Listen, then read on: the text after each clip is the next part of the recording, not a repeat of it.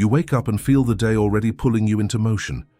You breathe, blink, reach for your phone, choose coffee over tea, speak certain words instead of others. And at every moment, there's a sensation behind all of it, the sense that you're choosing, that you are the one making the call, that what unfolds next is yours to decide. But that's just the surface. That's just the echo chamber of a consciousness conditioned to believe it's steering the wheel. If you stop and listen carefully, really listen, you might feel something strange beneath your decisions. A timing that feels off. Something deeper, quieter, almost automatic. You believe you're making decisions. But what if every choice you've ever made was already programmed into you, long before you were capable of questioning them? What if the preferences you defend, the opinions you carry, the fears you avoid, the dreams you pursue, what if they didn't begin with you? What if they began inside someone else, somewhere else, a long time ago, and you're simply the echo, the downstream effect, the consequence? There's a voice in your head that says, "I choose," and we believe that voice because it speaks in first person. It sounds like us, feels like us. But behind that voice is a script, and the script is ancient. It's written in trauma, in culture, in memory, in childhood, in neurochemistry, in unresolved grief, in silent rules passed down through generations. And the moment you identify with the voice instead of the script, the illusion becomes complete. The moment you believe the voice is you, the script wins. You wake up thinking you're free. But freedom without awareness is obedience. It's just a more beautiful cage. We've been taught that freedom means having options, that it's the ability to pick between A and B. But what if the deepest prison isn't in the lack of options? It's in believing that the options were ever yours to begin with? That's where the idea of free will becomes dangerous, because it feels so real, so intimate, so personal. We defend it because it makes us feel safe. It gives us the illusion of authorship, of control, of moral superiority. But control is not freedom. Control is a response to fear. Control is the armor we wear when we don't want to feel how little we actually understand about our own minds. You didn't choose the family you were born into. You didn't choose your nervous system. You didn't choose the emotions that were punished when you were 5. You didn't choose the trauma that shaped the way you trust. You didn't choose the chemicals that fluctuate in your bloodstream every time someone raises their voice. You didn't choose the language your brain uses to interpret reality. But these things, these invisible architects, are making your choices for you. You don't choose to be triggered. It happens before you even register what's been said. You don't choose the first thought that appears when you're alone in silence. You don't choose the memories that return uninvited in the middle of the night, and yet, you take responsibility for them. You carry the weight of thoughts you never chose. You blame yourself for actions that started without your awareness. You call it my decision, because the illusion of authorship is so compelling, so deeply ingrained, so rarely questioned. But what if you did question it? What if you allowed yourself just for a moment to release the idea that you're steering the ship and asked instead, who built this ship? Who set its course? Who decided what the waters around you would look like? Because the real tragedy isn't that we're being lived, it's that we're being lived unconsciously. That we move through life believing we are the ones making the waves, when we are in truth just following the tides that were set long before we arrived. But here's the paradox that cracks the illusion wide open. When you see the pattern, you're no longer fully inside it. When you observe the script even just once, you create a space between you and it. A sacred pause. And in that pause, in that breath of awareness, a door opens. A door into something that begins to resemble real freedom. Not the freedom to do whatever you want, because again, you didn't choose your wants, but the freedom to see the mechanism, to meet it, to hold it in the light, and then to begin choosing what you accept as true, not out of habit, not out of fear, not out of programming, but out of presence. There's no freedom in reacting blindly. There's no freedom in believing every thought. There's no freedom in identifying with every emotion. True freedom doesn't live in your actions. It lives in the space before them, in the stillness before the impulse, in the eye of the storm where your identity hasn't yet attached itself to a reaction. And that's where this journey begins. not by gaining more control over the external world, but by surrendering the illusion that you ever had it and turning inward to discover the only place where freedom ever lived. The Libet experiment. Your decision doesn't begin with you. In 1983, a quiet revolution began inside a laboratory.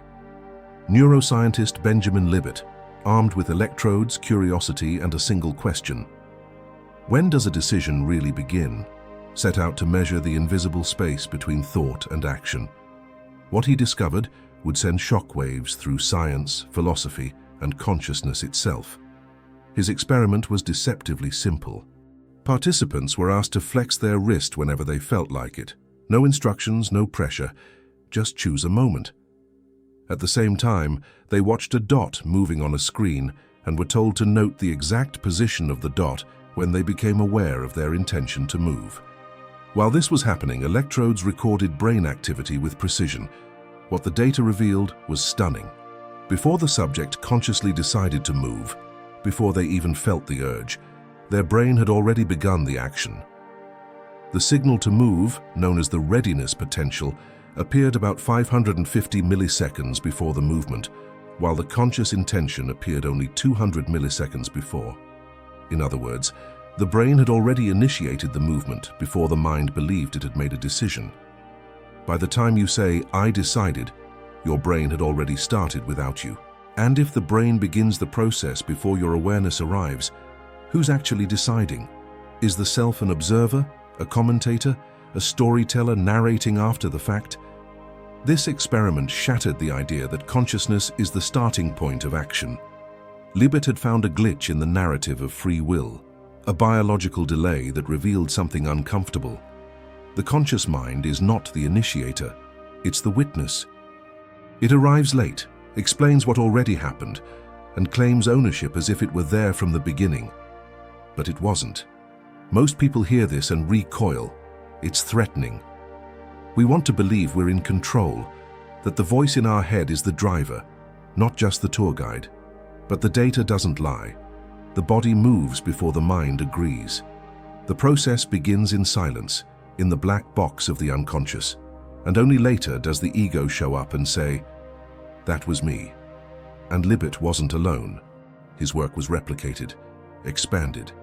In more advanced variations, the delay between brain activity and conscious intention was even longer, up to 7 seconds in some studies.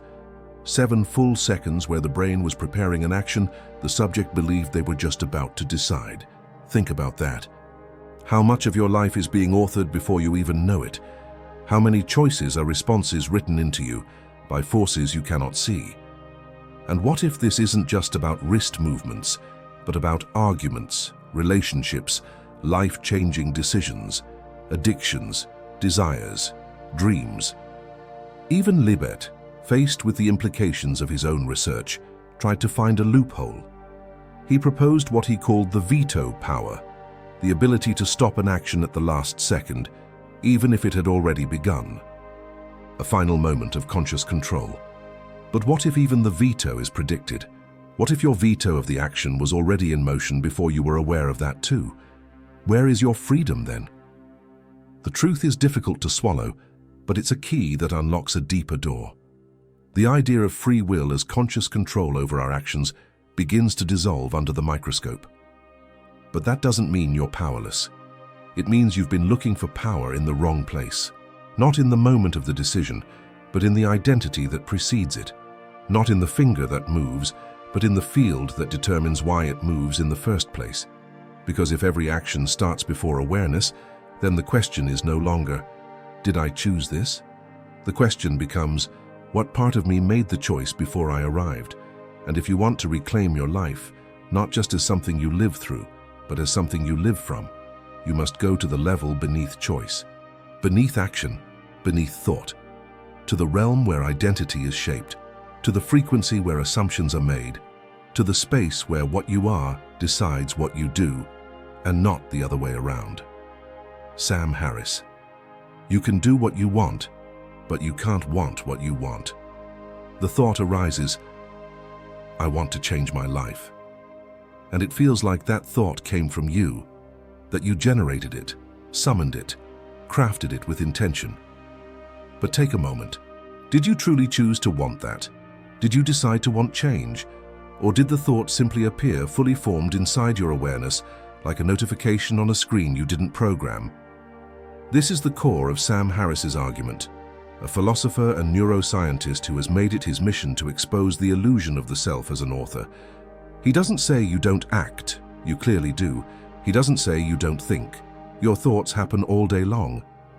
But what he asks, and what shakes the foundation of how you see yourself, is this: do you choose the thoughts that appear in your mind? And the answer, if you're honest, is no. Thoughts emerge spontaneously. Desires surface unannounced. Emotions swell and fade.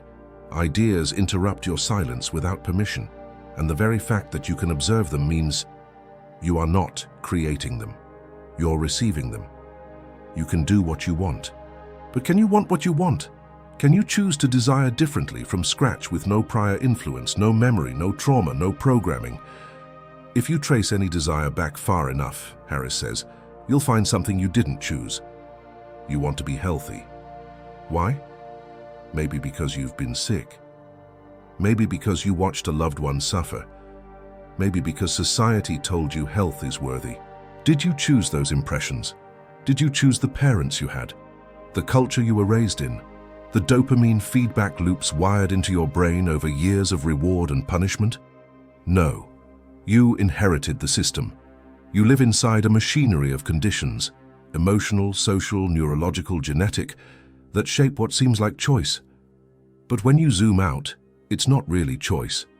It's a response, a reflection, a predictable outcome from an equation written in silence. And what Harris does so powerfully is pull you out of the dream that you are the one steering the ship. Because the moment you see the mind for what it is, a field where weather passes, not a captain deciding the forecast, a new kind of honesty emerges.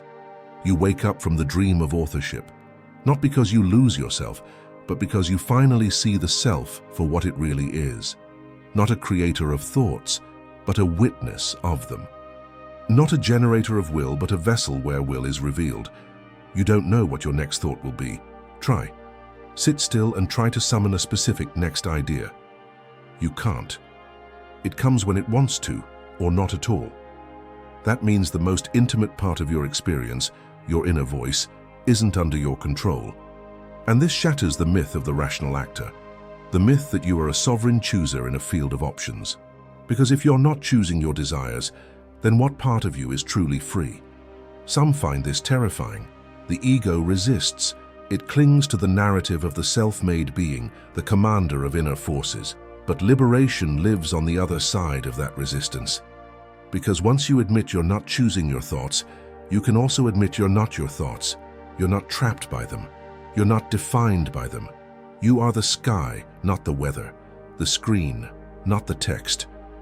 And from that space, that witnessing, that presence, a new kind of power is born. Not the power to control everything that arises, but the power to step out of the trance of me. Because when you stop believing every thought, you stop obeying them. And in that moment, a doorway opens, not to doing differently, but to being differently. And that changes everything. Robert Sapolsky. You are a biological robot acting out a script. You're not a blank slate. You're a constellation of instincts, chemicals, ancestral echoes, and nervous reflexes. Every choice you call yours is a result of a cascade of biological events that began long before you were conscious. And Robert Sapolsky, one of the most respected neuroscientists of our time, puts it simply and brutally: free will is an illusion created by a machine trying to explain its own code. According to Sapolsky, you are biology in motion. Your nervous system is not a canvas for your will. It's a pre-written manuscript reacting in real time. You think you're making a decision when you reach for your phone, but your cortisol levels, your dopamine receptors, your blood sugar, your recent social experiences, all of it is already converging, pushing your hand forward before your brain even writes the story about why you wanted to. You tell yourself, I'm choosing to call this person, or I'm deciding to be kind. But what if you're just witnessing the inevitable chemical unfolding of thousands of variables acting in synchrony? What if your kindness today is the echo of oxytocin from a childhood hug. And your anger last week was the shadow of a stressful morning triggered by poor sleep and high cortisol. Sapolsky says that by the time you label something as your choice, biology already had a head start. Your hormones whispered it, your environment shaped it, your past rehearsed it, and your brain, like a clever novelist, writes a story that makes it sound like you chose, after the fact. You're not a bad person because of this. You're not broken, you're just human. And being human in Sapolsky's view means understanding that most of what you do isn't authored by some central self. It's a storm of genetic predispositions, hormonal tides, neural wiring, and survival-based behavior playing out on autopilot. This idea can be disturbing, especially if you believe in self-improvement, willpower, or moral responsibility. But Sapolsky isn't trying to destroy your sense of agency. He's trying to set you free from a lie. Because if you believe you're failing because you're weak, lazy, or not trying hard enough, you'll keep fighting yourself. But if you understand that you're carrying a biological script, maybe and just maybe, you'll stop judging yourself for every reaction, every relapse, every time you didn't choose better. That's where the possibility for real change starts, not by willing yourself into a new identity, but by understanding the layers of programming that have shaped you. Compassion becomes more possible. You stop blaming others for what their nervous systems never had the capacity to override. And slowly, a crack opens in the wall. Not for control, but for awareness. You're not choosing your impulses. You are not deciding your triggers. But you can witness the pattern. You can learn the script. And in learning it, you begin to loosen its grip. Sapolsky doesn't offer hope in the traditional sense. He offers truth, a raw, sobering, liberating kind of truth. You are a biological robot, but robots can be reprogrammed, not from the outside, not with force, but with awareness, with understanding, with presence, not because you can override biology through willpower, but because when you become conscious of the machinery, you stop identifying with it. You begin to see the actor behind the role, the witness behind the reaction. And while that witness may not control the flow, it can choose where to place its attention, and attention changes everything. Carl Jung. The unconscious runs your life without your permission. You think you're choosing your partners, your words, your goals. You think you're walking through life with your hands on the wheel. But if Carl Jung sat across from you today, he would say something quietly shattering. Until you make the unconscious conscious, it will direct your life, and you will call it fate. That means your life is not a product of your decisions. It's a byproduct of your blindness. The unconscious is not just some hidden memory bank in your mind. It is the architect behind your reactions, your attractions, your compulsions, your repeated mistakes. The job you sabotage, the toxic lover you return to, the feeling that you don't belong, that you're not enough. These aren't coincidences. These are signatures of a deeper code you didn't write, a code that's been running in the background since before you had language. Jung didn't speak of the unconscious as a villain. He spoke of it as a neglected kingdom, full of shadow and treasure. The shadow is not your enemy, it's everything you've pushed away in order to be accepted, praised, or loved. It's every part of you that you were told was too much, too sensitive, too wild, or too different. And when those parts are buried, they don't disappear. They act, they choose, they pull the strings behind your back while you think you're in control. You say you want love, but your shadow is afraid of being truly seen. So you choose distance. You say you want success, but your shadow still believes you're unworthy. So you sabotage every step. You say you want peace, but your shadow is addicted to chaos, because that's what felt familiar in childhood. The unconscious is not passive. It's not waiting for your permission. It moves through your body language, your tone, your timing. It shapes the way you enter a room, the way you interpret a silence, the way you respond when someone loves you too quickly. You think it's just how you are, but it's actually a protective system rehearsed over years of survival, and it has more authority than your conscious will. This is why change feels impossible, because you're not fighting laziness, you're fighting ghosts. You're not just resisting a bad habit, you're resisting a lifetime of identity formed in the dark. Jung didn't believe we were doomed to live as slaves to the unconscious, but he believed that freedom requires confrontation. not with the outer world, but with the inner stranger, the part of you you've never dared to speak to, the forgotten child, the repressed desire, the rage you've dressed up as calm, the grief you've renamed as ambition. When you meet these parts, not with judgment, but with curiosity, something breaks open. The loops begin to slow, the repetitions weaken, the patterns soften, and what was once automatic becomes visible. And visibility is the first step to transformation. You begin to sense the subtle difference between reaction and response, between trigger and truth, between story and silence. You still don't choose your thoughts, you still don't author your impulses, but for the first time, you notice. And in that noticing, you're no longer a puppet. You're a presence. You're not living by default anymore. You're witnessing the dream and beginning to wake up. Daniel Wegner, the mind creates the illusion of will. You feel it every day, that little surge of pride when you make a good decision, the quiet guilt when you slip, the internal voice that says, I did this, I chose this, I am responsible. That voice feels honest, it feels like truth. But what if it's not? What if that voice isn't evidence of authorship, but a cover story? Psychologist Daniel Wegner, in his groundbreaking research, revealed something haunting. The feeling of conscious will is not proof that you caused an action. It's a narrative your brain tells after the action has already begun. In other words, your mind writes the story of your decision-making after the page has already turned. He calls this the illusion of conscious will. Not because you're a liar, but because your biology is a master storyteller. Imagine a puppet that feels like the puppeteer. That's what most of us are. The strings are being pulled by unconscious impulses, environmental cues, and neurological patterns. But the moment we see the movement, our mind rushes in and says, that was me. It's not just a theory, it's measurable. In Wegner's experiments, subjects performed actions they didn't consciously choose, yet still reported feeling like they intended them. The timing between thought and movement was manipulated, and still, participants believed they were in control. The conclusion: the sense of I did this is not a reliable witness.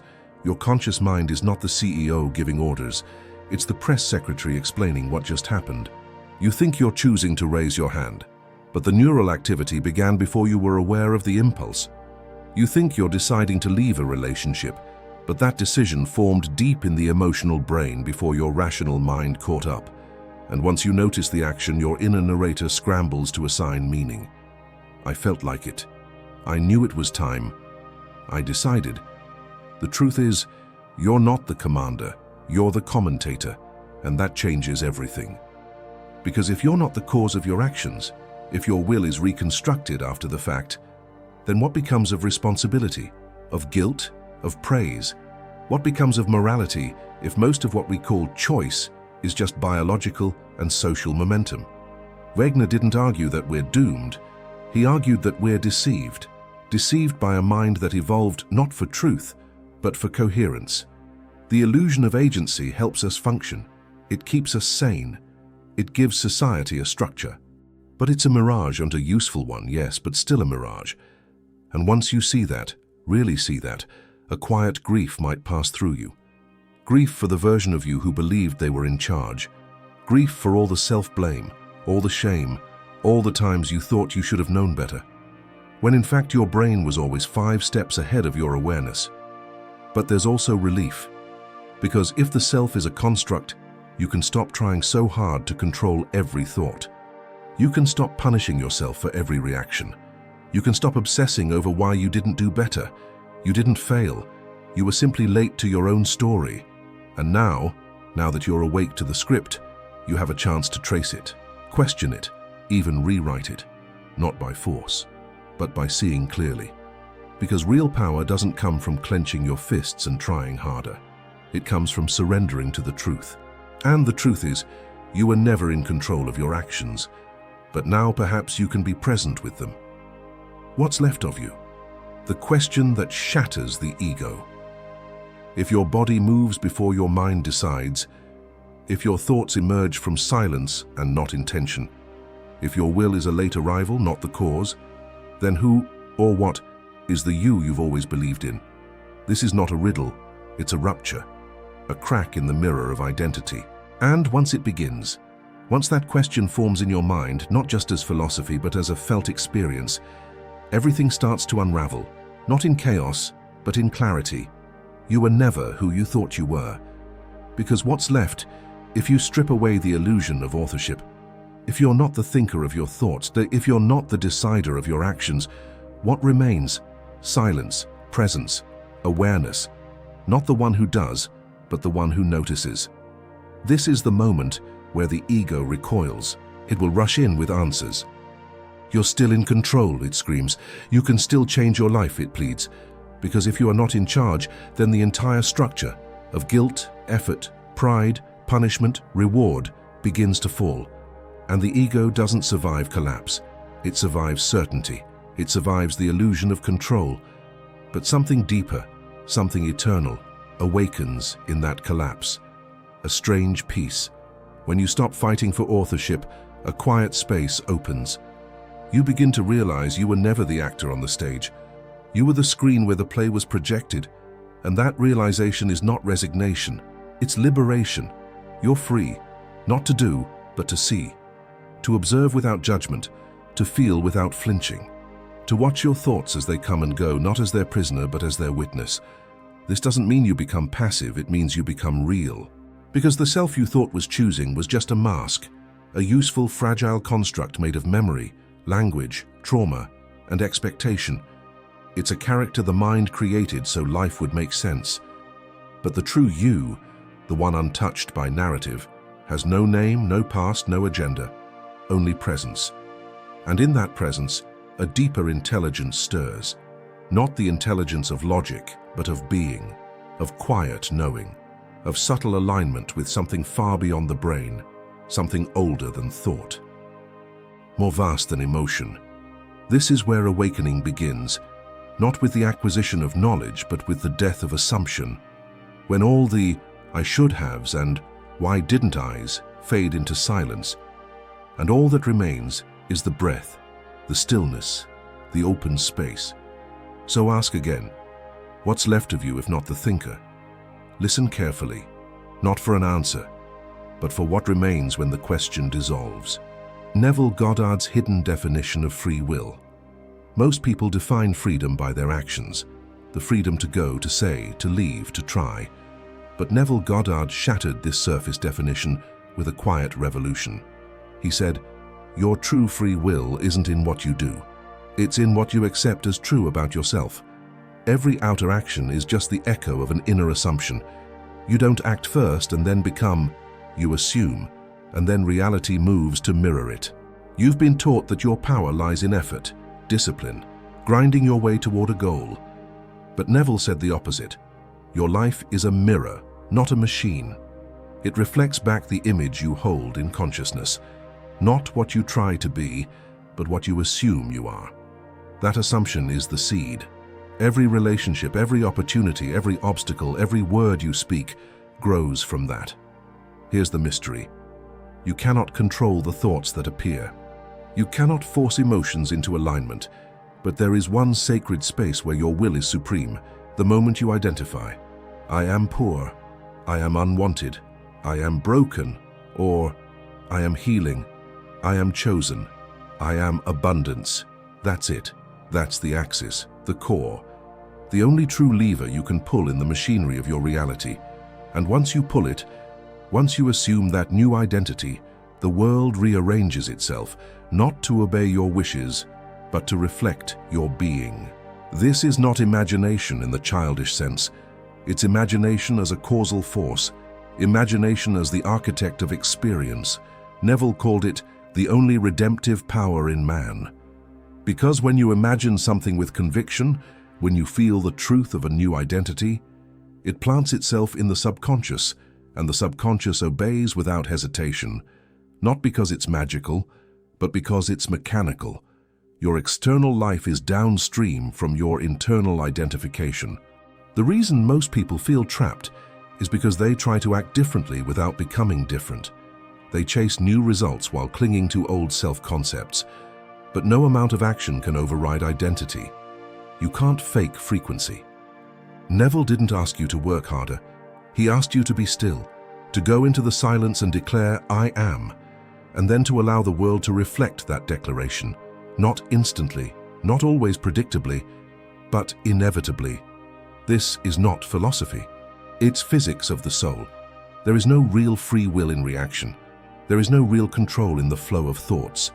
But you are free, truly, divinely, irrevocably free to choose who you are. And once that choice is made, the rest is done unto you. The only point of freedom. Choosing I am. All the noise in your head, the thoughts, the emotions, the memories, they aren't the problem. They're the fog.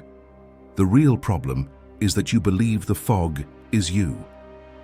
You hear a thought whisper, "I'm not good enough," and without hesitation you agree. That moment of agreement, silent, internal, unquestioned, is where the true act of free will happens. Not in the thought, not in the reaction, but in the choice to say yes to a story about who you are. Neville Goddard said, "You are free to assume, not free to control the economy, not free to rewrite your past, not free to dictate how others treat you, but free to assume an identity, free to declare I am, and watch as the universe reorganizes itself around that frequency." The mind doesn't control the world. The mind controls the state you enter, and the state you enter becomes the lens through which everything else is interpreted. You walk differently. You speak differently. You notice different doors. You resonate with different people. But none of that is the cause. The cause is the choice. Who am I being now? This is not mental repetition. This is not standing in front of a mirror trying to convince yourself. It's deeper. It's cellular. It's a quiet click of alignment between your nervous system, your belief, and your presence. It's the shift from wishing to being. You're not supposed to fight your thoughts. You're supposed to see them and let them pass. What matters is which ones you let root. What matters is which identity you keep feeding with attention. Attention is currency in the field of manifestation. And when you spend it on a new self-image, the old one loses its power. It fades. Not because you forced it to, but because you stopped feeding it. Every time you say I am, you're casting a spell. That's why Scripture said, "Let the weak say, I am strong." Not because strength will fall from the sky, but because identity is the seed and life obeys the seed. You don't need to control your thoughts. You don't need to fight your shadow. You just need to decide, with clarity, with quietness, with conviction, who you are. And when that's chosen, everything else changes its shape. Not because you begged it to, but because it can't help but reflect the image you now carry. This is your sacred authority, your silent power. Not in the world, not in the doing, not in the noise, but in the still, clear voice that says, "This is who I am now." When identity is assumed, the rest becomes automatic. Once you choose who you are, the game rewrites itself. Not slowly, not someday, now. The universe does not wait. It does not ask questions. It responds immediately, faithfully, and without judgment to the state you have assumed. Because your identity is not just an idea, it's a frequency. And frequencies do not lie. When you assume the identity of someone who is abundant, your posture shifts, your choices change, your responses rewire. Not because you're trying harder, but because a different you is now running the show. People think manifestation is about scripting reality with effort, but it's not. It's about shifting the script writer. Because when you become the version of yourself that lives the reality you desire, that reality has no choice but to respond in kind. You may think, but how does that change my actions? That's the point. It doesn't start with actions. Actions are the echo. Identity is the origin. When you assume a new state of consciousness, your brain begins filtering reality through it.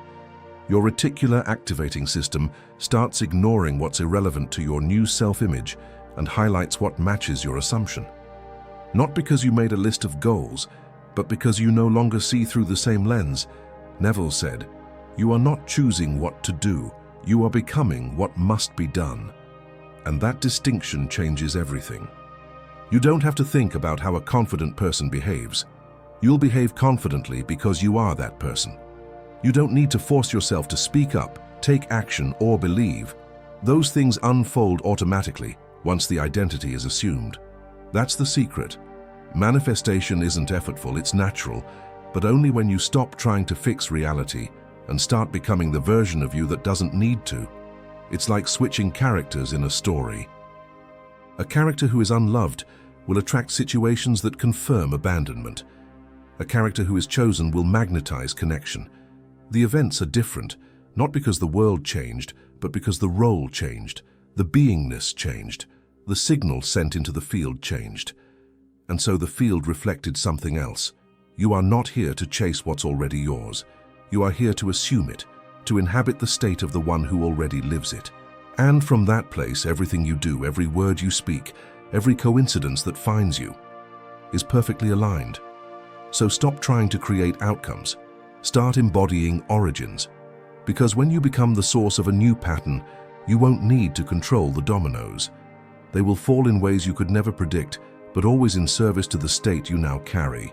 You don't act, you manifest. You were taught that life is made of actions, that what you do is what defines you. That effort equals result, and control equals success. But what if all that is just surface noise? What if every action you've ever taken wasn't a choice, but a symptom? What if the doing is never the cause, only the consequence of who you are being? This is the truth most people never see. You're not acting, you're manifesting. Every word you speak, every decision you make, every outcome you attract, is just the outer echo of an inner state. The world you experience isn't happening to you. It's happening through you, not because of your actions, but because of your identity. Neville Goddard didn't say, work hard to get what you want. He said, assume the feeling of the wish fulfilled, because once you feel it, once you become it, there is no need to chase. You don't attract by doing, you attract by aligning, you manifest by being. People try to force success by acting confident. They try to chase love by saying the right things. They try to build abundance by working harder. But the field doesn't respond to your hustle. It responds to your signal. And that signal is your state of consciousness. If you believe you're unworthy, your words will bend toward apology. Your body will shrink. Your energy will repel. Not because you chose that, but because that's the vibration you're anchored in. But if you assume you are whole, enough, worthy now, you won't need to change your words. They'll come out differently. You won't need to push. Life will begin to flow toward you. The irony is, the less you try to fix the outside, the faster it responds. Because the outside was never broken. It was only reflecting your inside. Your relationships, your finances, your health, your synchronicities are all projections. Manifestation is the movie. Identity is the projector. You don't have to act like someone who is confident or successful or healed. When you become it, the actions arise spontaneously. With no effort, with no script. They feel like breathing. Because they're no longer strategies, they're expressions of your truth. This is why Neville insisted that all transformation begins with self-conception. The concept you hold of yourself is the mold through which all things must pass. Reality cannot override your assumption. The world bends to your definition. And here's the deepest layer. Even the thoughts you think aren't truly chosen. They are attracted, pulled into your awareness by the frequency you're radiating. You don't control thoughts, you tune into them. And when you shift the channel, a new stream of thoughts appears. New actions follow, new results spiral outward. So stop micromanaging your life. Stop obsessing over the next step. The step will come, the path will clear, the people will appear. But only when your inner state demands their presence. You're not acting your life, you're manifesting it. Not through effort, through embodiment, through alignment, through identity. And when you change who you're being, everything else has no choice but to obey. You are not free to act, but you are free to be let go of the illusion that you're steering this ship with willpower. Let go of the exhausting belief that success, healing, love, peace, all depend on what you do. Because the truth is, you are not free to control events. You are not free to force outcomes. You are not free to micromanage life. But you are free for something far more powerful. You are free to choose who you are. And from that, the entire ocean rearranges. There's no freedom in pushing a rock uphill, but there is total freedom in letting go of the rock and becoming the mountain. You don't get to choose which thoughts will appear next in your mind, but you do get to choose which ones you will dwell in. You don't control the weather of your reality, but you control the climate of your identity, the temperature of your being, the pattern that draws in the next cloud, the next sunbeam, the next miracle. You are not writing the events of the world with a pen. You are imprinting them with your frequency. And frequency is not about what you're doing, it's about who you are being. This is the radical shift Neville Goddard invites you to embody. That manifestation is not the result of struggle, nor the consequence of planning, nor the fruit of doing. It is the automatic outcome of being. And the only true act of free will is to choose who you are, not once, not with your lips, but with your consciousness, again and again. I am this, and reality obeys. You are not free to act your way into a new reality, but you are free to assume the identity that pulls that reality toward you. Neville called it the law of assumption, but at its core it's the law of being, and it's not abstract, it's not mystical. It's the same law that governs your breath, your heartbeat, your attraction to patterns. What you are being, emotionally, mentally, energetically, is scripting your life while you're too busy trying to control the script. The greatest tragedy of humanity is not that we suffer, it's that we believe we must do more to stop the suffering. While the real freedom waits silently inside a new identity we're too afraid to assume. There is a door in you. It's not a door to more action. It's not a door to more effort. It's a door to being, to choosing with your awareness the state that already contains everything you think you need to chase. Neville said, "Dare to believe in the reality of your assumption and watch the world play its part relative to its fulfillment." That's not poetry. That's instruction. That's the map. So don't waste your freedom trying to fix 1,000 things outside. Use it for the one thing that actually matters, the only thing that shapes all others. Use your freedom to be, because when you decide who you are, the universe stops resisting. It doesn't mean pain will vanish, or fear, or uncertainty, but it does mean you will no longer be reacting to them. You'll be creating through them. That's not control, that's power, that's sovereignty, that's truth. You don't control your life, but you can control this, and this changes everything.